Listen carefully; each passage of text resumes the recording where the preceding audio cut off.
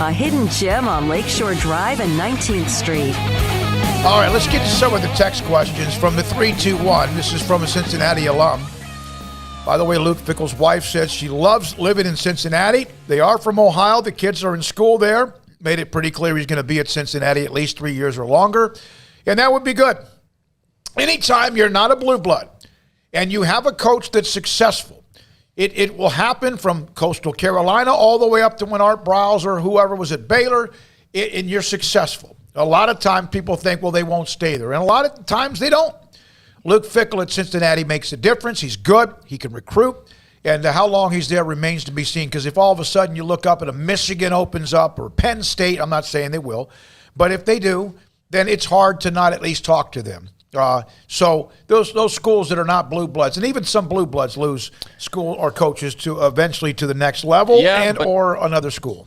I mean, Ryan Day's not going anywhere for a while, and that's the job that he would take based on everything I've ever read about Luke Fickell, and what Cincinnati fans would be most worried about would be an Ohio State opening, but that doesn't appear to be, I mean, within even the realm of even being thought about as a reality anytime soon with what Ryan Day is doing. So, we'll see. I think it certainly helps those programs to not have as much of a worry. But look, we cover Baylor, and they were in the process of potentially poaching Art Briles before all hell broke loose within the same conference, right? Texas hired Texas Tech's basketball coach within the same conference. That's the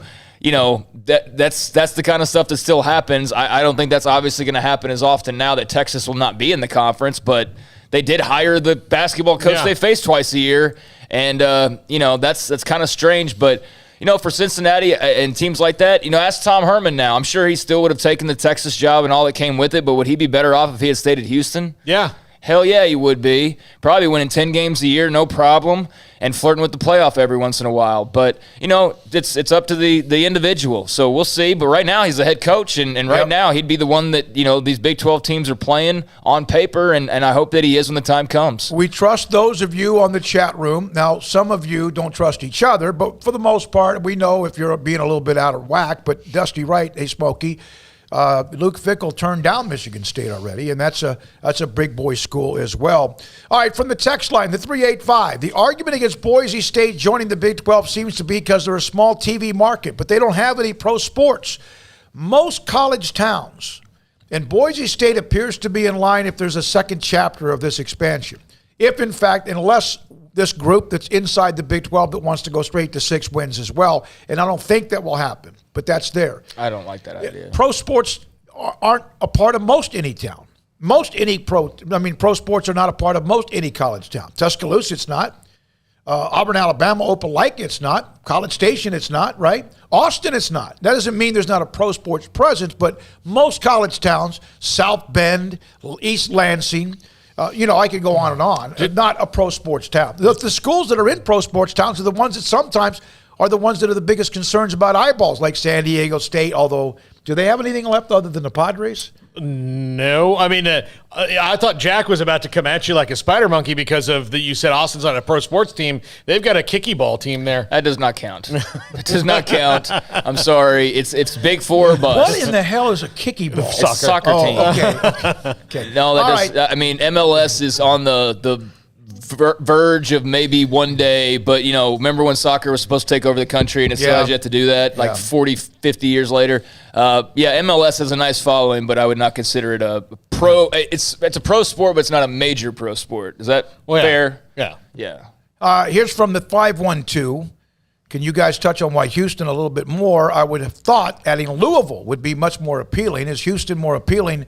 Louisville's in a conference. Yeah, they're and secure. a long, right? Ball grant of rights. 15-year grant of rights. That's not even on the table. No. After last weekend, would you want them? Yeah. And look, Houston was ready to do this. Yeah. Like part of the big thing was, it's one.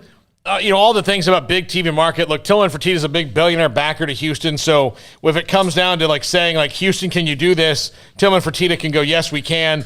And they were ready because they went through this 4 years ago. And so or 5 years ago. So when this happened again, the Big 12 not only needed teams that were going to be good for them, but teams that can do this now. And they most likely, they were left at the doorstep. Houston might have learned from that. There's no question they probably learned from being used a little bit 5 years ago, and maybe they could have just said, screw you, we want to wait for somebody else. But at the same time, you're taking the risk there will be somebody else. From the 5-4-0, I do think that Houston, does bring some of the Houston presence. I mean, I still maintain that Texas and A&M are far bigger draws, and probably even LSU down there, and maybe even some others, but for sure those three.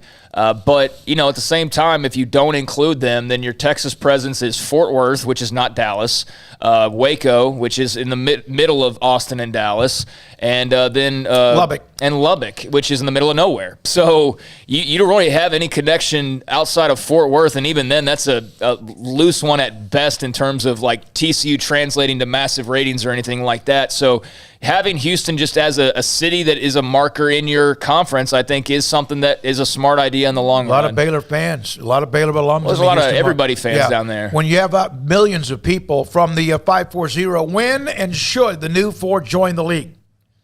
Brigham Young's pretty much open. There's probably still some things they have to do, intangibles, but the others are going to have to they're going to have to then go through the process of 27 months that probably would be negotiated down to a few less months. And first of all, they have to be voted in, which we know that's just a matter of tomorrow or sometime soon. But it's not going to be for at least another couple and a half years, right? All right, when we come back, Max Olson, theathletic.com, on all the news from the last time since we had him on the show.